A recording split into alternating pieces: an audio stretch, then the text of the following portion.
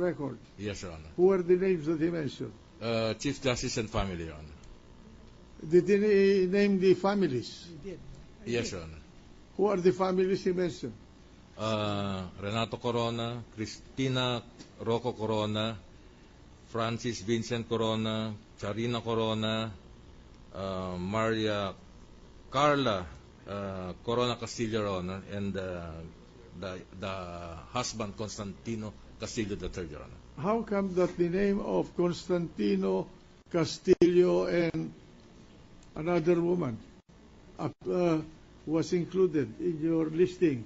How come that Ismail Matay was included in your listing? How come that some other names were included in your listing? When we punch a name, Your Honor, the result from the computer may be because he was a transferor or transferee, a seller. Any document, Your Honor, that is in our computer database will register a hit if there is a name that is entered, in that document, Your Honor. So when you punch Constantino Castillo Jr., automatically the name Constantino Castillo or Del Castillo Yes, Sr. appeared. Yes, Your Honor. And so you trace it. We print it, Your Honor. You printed it. Your Honor, just please, Your Honor. Yes. With utmost respect to the Honorable Senator Joker Arroyo, there was a statement earlier that the prosecution has misled the public by attaching this letter dated 10 January 2012 coming from the Land Registration Authority to our request for subpoena. Just to be fair to the prosecution panel, Your Honor, just want to state for the record that we did not mislead the public by attaching Annex A, which is the Land Registration Authority letter. We have every reason to believe the authenticity of these documents, and we attach it in good faith. In our, it turned out later that some of the properties are not listed in the names of the family, and we did not include that in our offer of evidence. But I would like to confirm, Your Honor, that when I called the Land Registration Authority Administrator, I specifically mentioned the name of Renato Corona, Maria Cristina Corona, Maria Carla Corona, Maria Charina Corona, and Francis Corona. And it turned out here that one of the names, one of the properties listed in the name of Carla, Maria Carla, and Constantino was used by the prosecution to support the theory of the prosecution that there was a simulated deed of assignment. And we did this, Your Honor, because we are in search for the truth.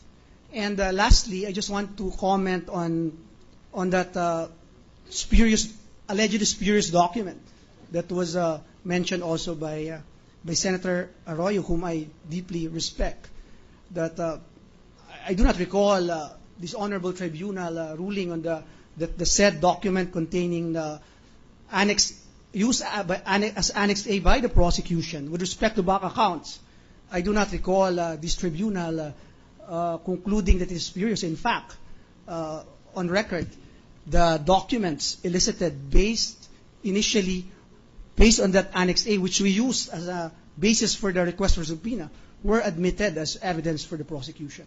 So I just want to put that on record. And thank you very much, Your Honor. Yes. Your Honor, please. Thank you, Mr. President. Para lang maunawan, para malinaw lang, Mr. Witness, ito pong computer nyo at saka yung software na nasa loob po, pag nag-punch yung name, parang search engine ito, parang Google ang labas. Ganun ba po ba yun? Yes, Your Honor. It's capable of that, Your Honor. So, maski na yung pangalan nandun, pero hindi siya buyer-seller, basta naka-annotate yung pangalan sa titulo, lalabas din yung... Ganun po ba yun? Yes, Your Honor. At kaya nga siguro lumabas itong iba dahil may connection. May sinabi kang trace back. How much far back does this go ba? It can go as far as the original title, Your Honor. OCT, Your Honor. The OCT. Yes, Your Honor. So, basta may pangalan, lalabas at lalabas yun. Yes, Your Honor. Ganun. Thank you po. Okay. The lady senator from Taguig.